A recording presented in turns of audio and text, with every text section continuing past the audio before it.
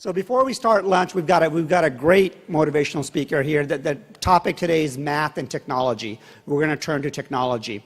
And when David asked, who should talk about that, he asked me, well, get the next Steve Jobs, who can really, really fire up the crowd, especially educators, tell them what's in the world of technology and what do we have to look forward to and how will we do this. So I'm building up a lot here for Tarkan Maynor, the CEO of Weiss Technology. Tarkan joined Weiss 4 years ago, and since then, every year, they've grown over 100% in the area of thin client computing. He's worked at Computer Associates, IBM, and other East Coast companies, and came out here as head of marketing and sales for Weiss and took over as CEO about 4 years ago. Tarkan was born and raised in Turkey in a middle-class family and wanted to make a big impact in the world and naturally came to Silicon Valley to do that. He just got back from Davos thinking about big picture and how does he make a big impact around the world. They're doing a lot of projects in South Africa, in Russia, and even in his backyard in Silicon Valley. His staff is here today as well, and they told me a lot of funny stories I can tell about him. But Tarkan and I cut a deal that if I don't tell those stories, you may announce something big for Silicon Valley as well. So I'm going to hold back, but we do know he is one of the best dressed and most stylish CEOs in Silicon Valley as well, and he's going to keep you motivated and high energy as we roll into lunch. With that, I introduce Tarkan Maynor.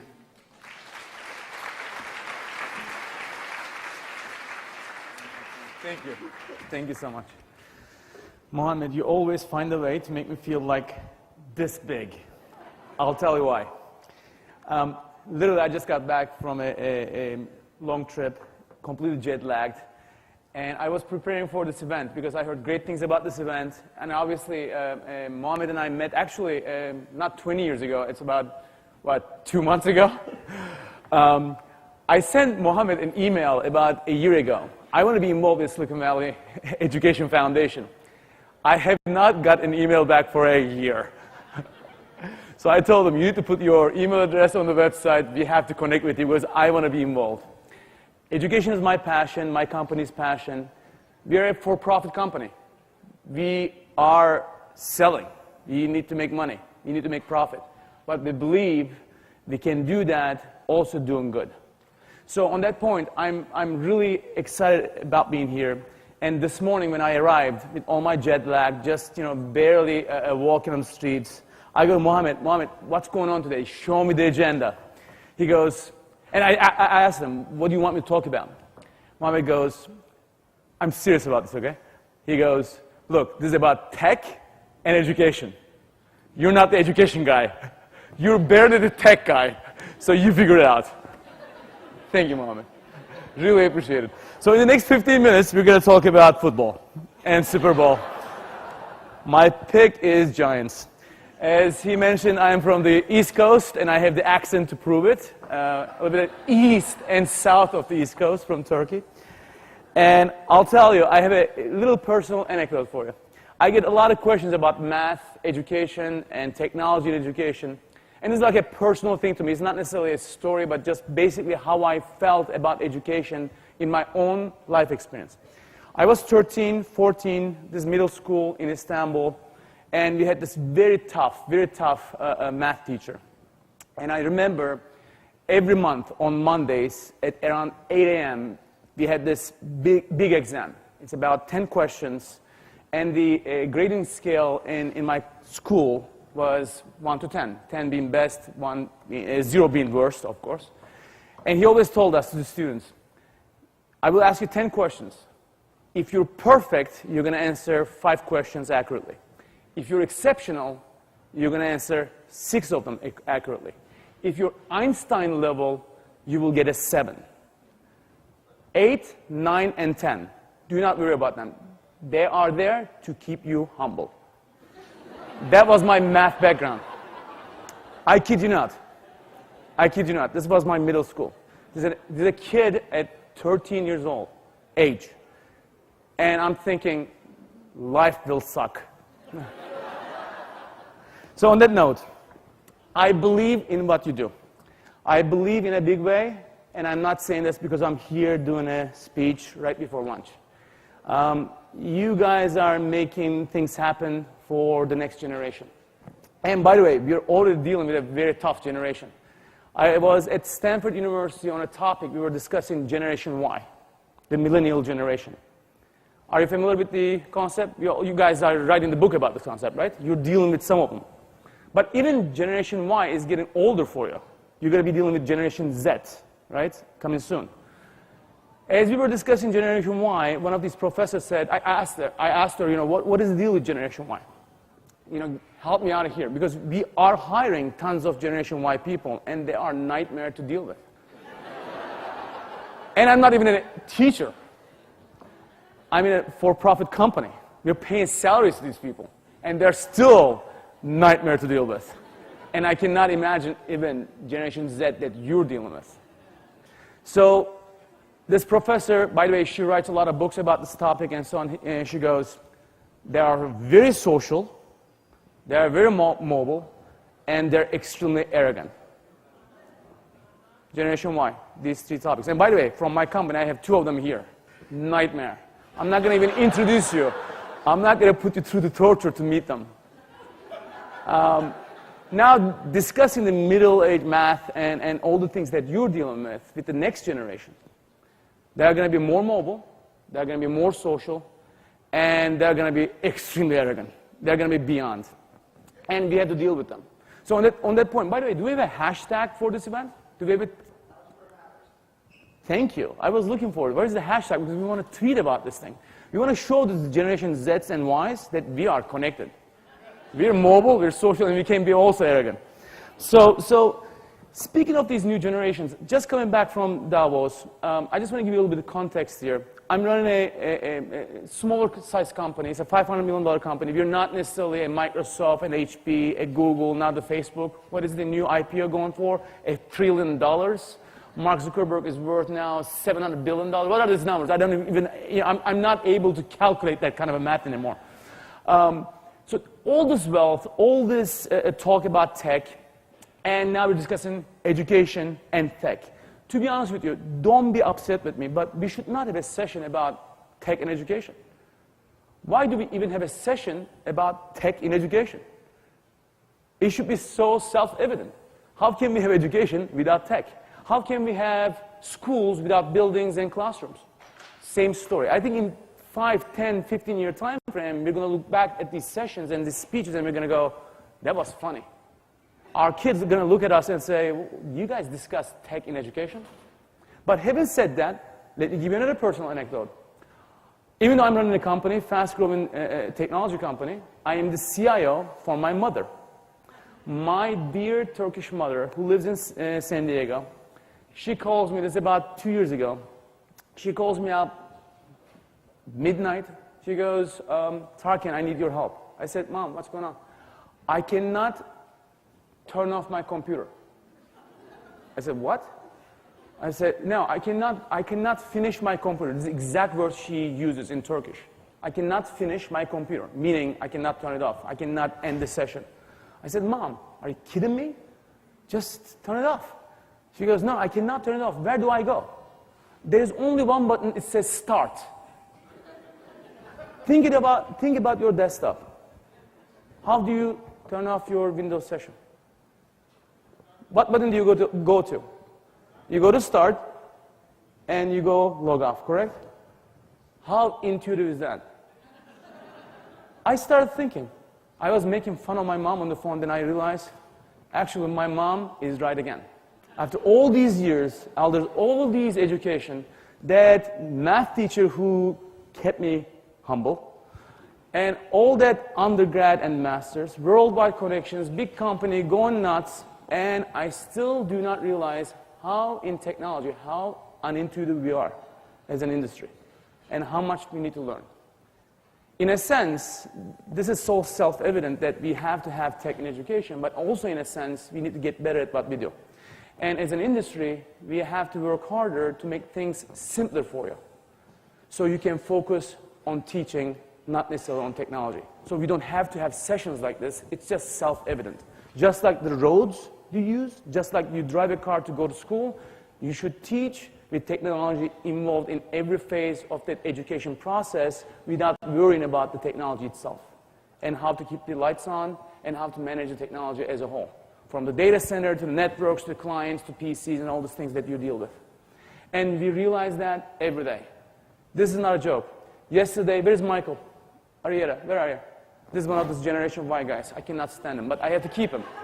Because he's my, backdoor channel to the people that we're selling to. So he's my spy into the Generation Y folks. It's like a Cold War with these people. You need to keep that back channel going on with Khrushchev in the background. He's my Khrushchev guy. So I'm spending time yesterday, what was it, like 9 p.m.? We're doing this big deployment in Franklin McKinley. And the previous session, one of the moderators said, let's not be too rude or too nasty to these low-end school districts or poor school districts. Why not? Let's be open. We have a big problem. We have a budget crisis, and we have tons of problems even in our backyard that we feel we're the greatest people in San Jose, in Silicon Valley, in the Bay Area, with the biggest companies, highest tech companies, with all these big IPOs, great dressed people, phenomenal schools. We have tons of problems here. I cannot even imagine what's going on in Mississippi. So, having said all that, we're having a conversation, and I'm just going to be very blunt and very open. You can tweet about this all day you want. Franklin McKinley School District, I'm having a conversation with Mayor Chuck Reed in San Jose. I said, look, this is a big passion for us. We want to sell. We're a profit company.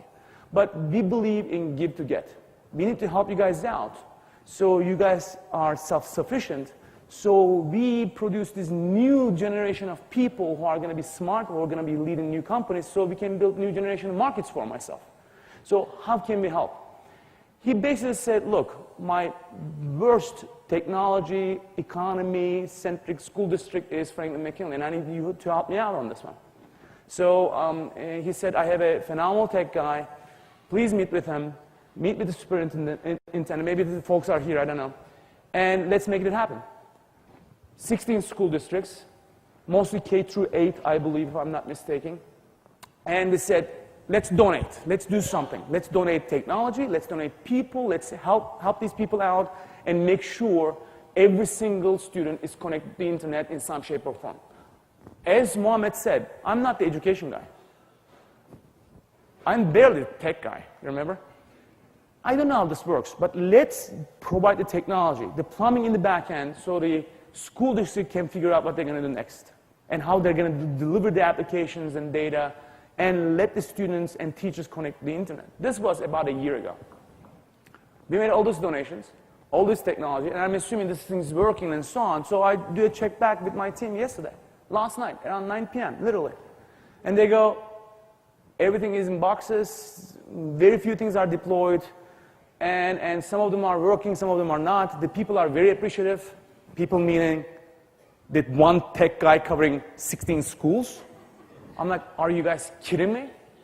After all these financial help, out of all these things that we're still, after a year, we're here and nothing's happening? And then we start listing all the issues we have. You know what? This is not a tech issue. You guys know this better. We do not have enough people. We do not have enough processes understood well, what's needed, what's not needed, from the applications to content to data to technology. But beyond that, even the furniture, the layout of classrooms, and the people who are going to help the teachers deploy and teach the teachers how to use the technology. So this is a bigger problem than the technology itself. And I know you know this better than we do. And we need to learn as the industry from you how to help you guys out. Just like the Jerry Maguire thing. We need you guys to help us out. Help us, help you kind of thing. Does that make sense? You're nodding. Please take notes on this. We're going to tweet about this later.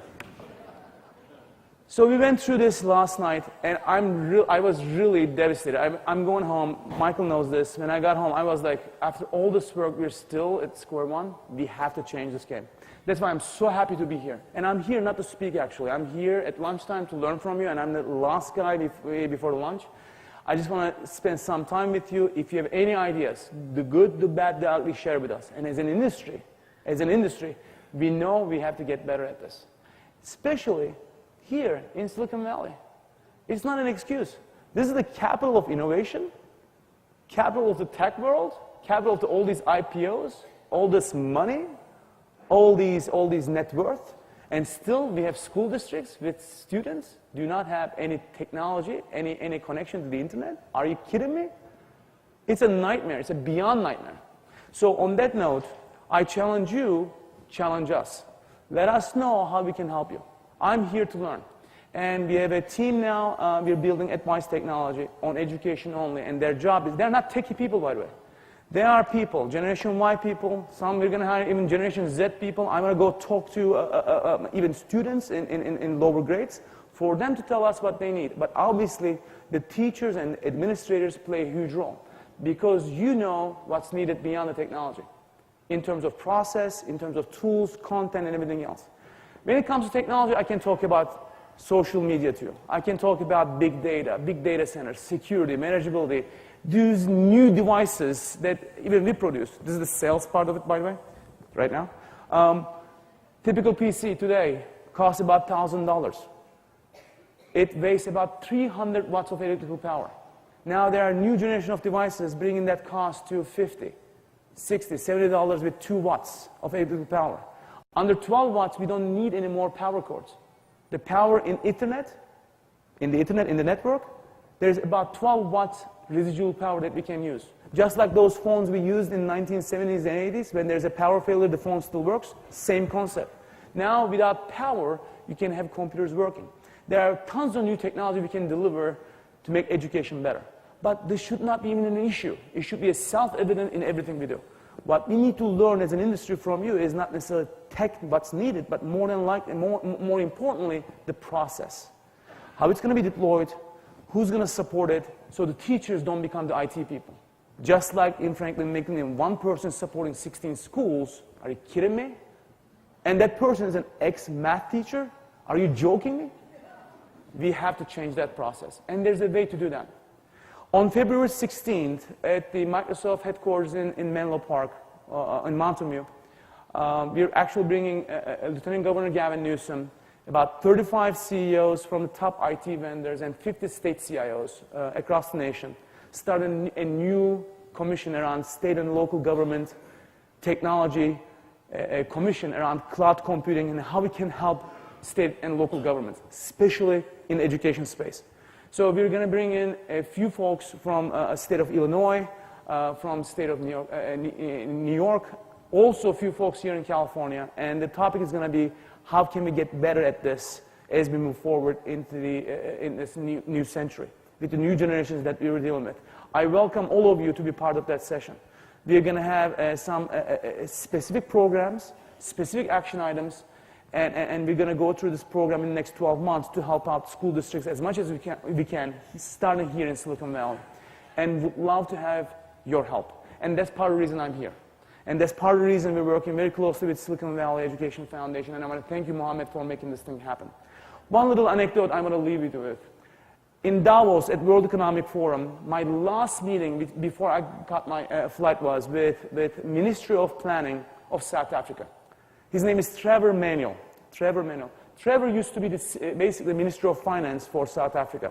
For those people who watch global economy and especially the continent of Africa would know this name because he was a very key figure changing the African economy, South African economy, from what it was during the apartheid times into this new millennium with the World Cup going in there. The economy is booming. As you know, South Africa is now part of G20, considered one of the key economies beyond the BRIC countries, Brazil, Russia, India, and China, and moving very fast. And one area they're focusing on heavily is in South Africa is education. I do a lot of business there. I make tons of money in South Africa. But what I'm proud about is what they've done in education, especially in K-12. Starting in Gauteng region, which is one of the 9 states in the country, where Johannesburg is located. And when I was meeting with them in Davos, we're having a quick coffee, and I'm about to leave the town and come back to get humiliated by Mohammed at this event. So we're having a quick conversation, and he goes, Tarkan, we have a major problem. I said, are you having a problem? Are you kidding me? You guys are doing great. No, we have a major problem. He goes, technology and education is not the issue. one of the biggest problems we have is how can we educate our teachers? Providing technology in school districts is not a big problem. We figure out a way, we put money at it, we put the infrastructure in it, and we'll figure it out. The problem is how can we get our generations long, educators, teachers in every single state and city and locality, for them to get educated with new technologies and apply the technology in the context of the new generation of education. And a part of that, his dream was, how can we create that, make that happen, and take that to the entire African continent? Speaking of thinking big, that is thinking big. That is thinking beyond your locality, beyond your country, beyond anything else for a continent, for the world. And this guy had so many dreams, but they were doable dreams. They are not necessarily dreams that you cannot get to. And there are some lessons to learn from these countries, how to apply education in a contextual way, technology into education in a contextual way, not necessarily technology for technology's sake, but to improve what you do at your level, also for the student itself. And there are a lot of issues that we can cover that here at this session, but beyond that, with collaboration between educators and technology companies. And I think it is up to you to challenge the vendors like us to do better at this with you. It is up to you to challenge us. And honestly, you should be using tweeting, you should be using Facebooking, YouTubing, whatever you're using, depending on your vendor, and tell those companies, if they're not going to help you guys out, you will not use them. I'm not kidding. People sometimes look at me and laugh at this. At the end of the day, you are a huge industry.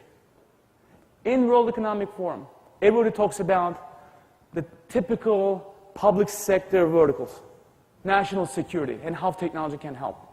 Energy, how technology can help. Environment, how technology can help. Healthcare, how technology can help. A reliable and stable financial services industry, how technology can help. Infrastructure, hard infrastructure and soft infrastructure. Smart grid, and how technology can help. But education and how technology can help in a self-evident way is the topic that every politician is focusing on the most, because everybody has kids and they care about the education of their children, and they vote, and there's an election year. You have a huge power. You have a huge power with the vendors and with the electorate. You can make things happen. Believe in yourself. You need to challenge us and make us better to help you. And this is not just a cliche. This is not a cliche. It can be done. So on that note, from a technology industry perspective, I look forward to learning more from you. As a company, we're going to be involved. Again, I'm going to communicate through Mohammed about our February 16th event. Mohammed is going to be there himself. We're bringing our Lieutenant Governor, Gavin Newsom, to that event to push more technology into education. We're going to have national media, press at that event and promote our needs. And we're going to be blunt. We're going to talk about the good, the bad, the ugly. So on that note, I just want to leave with one of the anecdotes and one of the sayings that I love the most, even in the most difficult time frames. I love Hannibal. You know this guy from today's Tunisia, Hannibal? You know what he said? You all know. There is always a way. If there is no way, we will build the way. So if there is no way, but if there is will, we can make things happen together. So on that note, have a great lunch. Look forward to talking to you and learning from you. And I hope to see you on the 16th.